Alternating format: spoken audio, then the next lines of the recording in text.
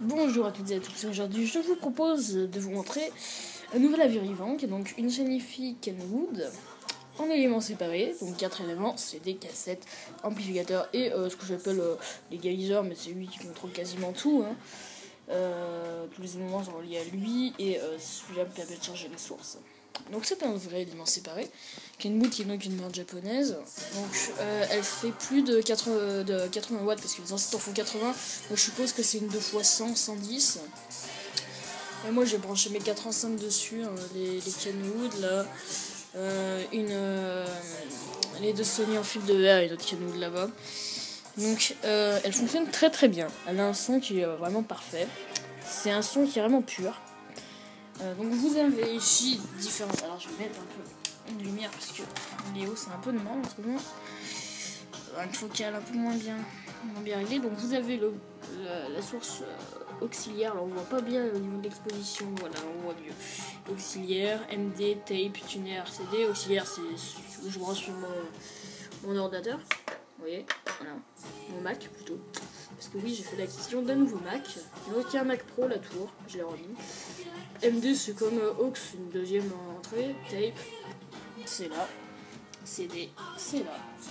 NB Circuit, je sais pas encore ce que c'est, je pense que c'est au niveau de la gestion du circuit de la chaîne, parce qu'elle fait pas mal de trucs. Ah oui, ici, parlons-en de ce bouton juste magnifique, c'est le bouton qui permet de faire source directe. Ça veut dire on passe pas par tout système d'égalisation, etc. C'est directement la source. Voilà, donc son beaucoup plus pur, donc on va l'appuyer, voilà. Donc c'est vrai qu'à bas niveau on voit pas, mais au niveau ça se voit au niveau du son, vraiment. Je vais désactiver, ce sera rien pour l'instant. Donc bouton de réglage du volume, qui monte assez haut d'ailleurs le volume. Donc ici, l'égalisateur. Donc vous voyez on a pas mal d'affichage, si on clique sur mode, display, vous voyez il y a pas mal d'affichage au niveau... Bon les boutons font un peu de bruit parce qu'il est un peu vieille, voilà, bon ça c'est la balance, voilà. On a pas mal d'affichage au niveau de l'égaliseur. Le volume s'affiche ici. Vous voyez si je monte. Voilà. Et on a l'heure en fond qui va s'afficher là. Et la source sur laquelle on est. Parce que là si je passe sur MD, voilà, ça va le marquer. Donc elle fait 3D stéréo mais je m'en sers pas. Parce que bah, voilà, ça sert à rien pour l'instant. X-bass c'est pour rajouter de la puissance au niveau des basses. Donc ça se voit aussi à haut niveau. Hein. Si vous avez pas mal de touches que je connais pas encore, RDS 10 pour la radio, je m'en sers pas, ça vous pouvez également afficher les infos par rapport à la radio. Ça c'est au niveau du paramétrage. EGFS c'est pour EQFS c'est pour l'égalisateur. Vous voyez on a pas mal d'égalisateurs, on a des égalisateurs manuels. Je m'en sers pas moi. Donc voilà à peu près cette Jennifer, ce que ça donne. Hein. Donc vous voyez c'est pas trop mal du tout. Hein.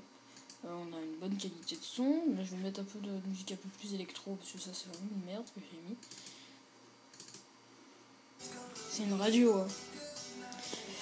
Je sais pas si on a un truc qui bouge un peu plus là.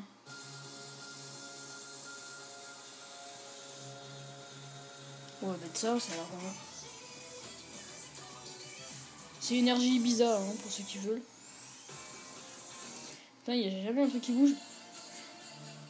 Non, ça c'est pas mal. Donc ça marche vraiment bien. On a un super son. Pas mal de basses quand même. Hein. Et surtout c'est un élément séparé, si j'ai envie de dire un truc je le vire. C'est un peu vieux donc ça lit pas les MP3 mais le son est magnifique, hein. Franchement c'est terrible. Et on a de la puissance. C'est vraiment le top.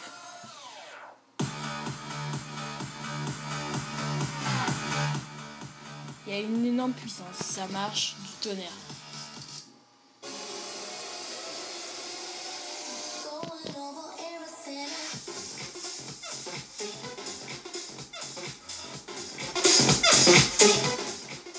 Donc ça tape plutôt pas mal. Donc je vais vous laisser sur ça.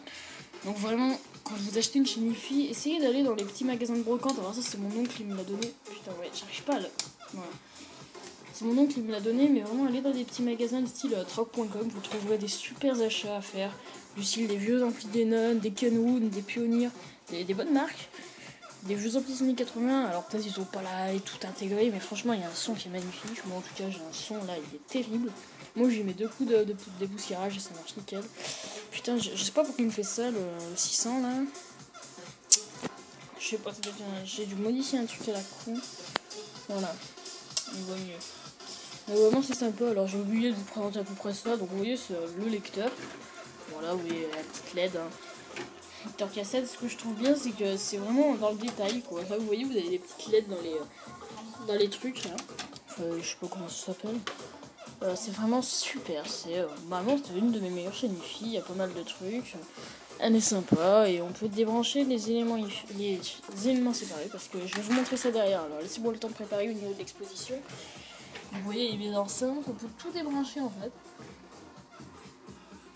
Alors c'est un peu le bordel hein. Voilà. Donc voilà par rapport à ça.